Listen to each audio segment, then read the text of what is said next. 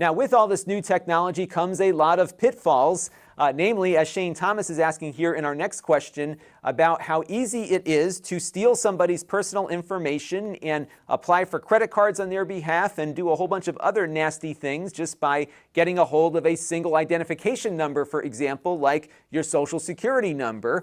We have an issue right now in the United States where a credit rating agency essentially gave over the information to about half the U.S. population to hackers who are now in possession of this data and will certainly be working to exploit it over the foreseeable future. And it's unfortunate because there really is just no good way to authenticate people here in this country, in the United States, and other places as well. And I think this is probably our biggest challenge of the 21st century, is this authentication. How do we do it? How do we do it in a way that we can prove who we say we are without turning over too much private information to the government or third-party entities? Because we all saw with the Equifax hack how easy it is for large volumes of personal data to be stolen. And I don't know if there are any clear ways to do this just yet, but there are a number of people out there working on this problem. And if you're interested in diving into this authentication problem, a great starting point is this short article from the Harvard Business Review that will undoubtedly lead you down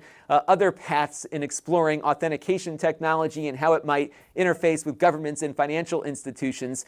8 ways governments can improve their cybersecurity is the headline, and they really dive deep into this. And one of the neat things that I hadn't thought about was not relying on a single means of authentication, because at some point some state-sponsored hacker might figure out a way to crack your authentication technique, and you got to be prepared to throw it out and roll in something new. And that is really difficult for a nation to do, especially one as big as the United States with multiple layers of government and everything else. This is a big, big problem, and I think just about every citizen's Social Security number is sitting in some hacker's database somewhere now. So we've got to come up with better ways, especially when we interface with the government, for getting this problem solved. Because, at least with tax returns, if you know my birth date and my Social Security number, you could likely file a tax return on my behalf and steal my tax rebate or create a real issue for me with the IRS. There really isn't a way to authenticate I am who I say I am when I am filing my taxes and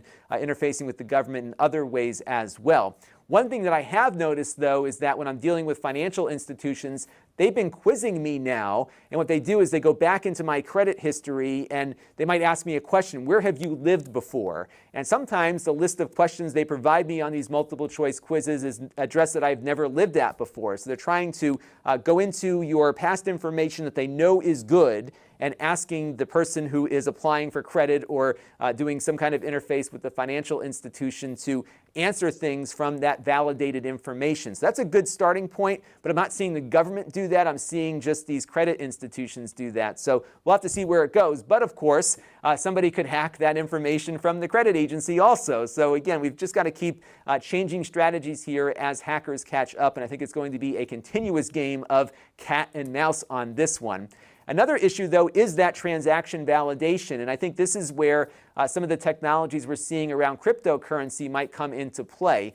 This blockchain technology is a great way to authenticate the validity of a transaction, because you have multiple parties in these blockchain relationships that all agree when something happened. And this is great for copyright, especially as it crosses borders, and it might be very good for tracking consumer data. But of course, keeping the contents of that blockchain private so people's information doesn't leak out from it will be important. And of course, the other questions we have to answer is, how does the government interface with all of this for transactions with citizens, for taxes and other things? So we've got a lot of work to do on this as time rolls on here, but I think this will probably be the next big thing that will be driving a lot of new jobs in the 21st century. Authentication, transaction validation, applying blockchain technologies to some of this stuff as well. Really cool stuff. We're really in an exciting period of time where how we operate as a society is changing dramatically, and this is a fun new field, I think, for people to start thinking about if they're looking for a career to spend their time in. This channel is brought to you by the Lon.TV supporters, including gold-level supporters of the Black Eyed and Blues Music Hour podcast, Chris Allegretta, and Kalyan Kumar. If you want to help the channel, you can by contributing as little as $1 a month.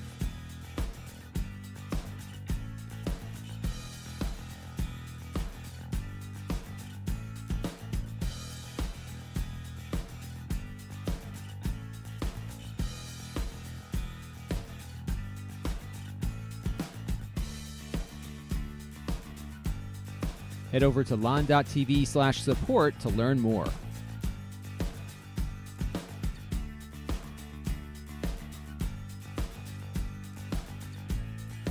And don't forget to subscribe. Visit Lon.TV/s.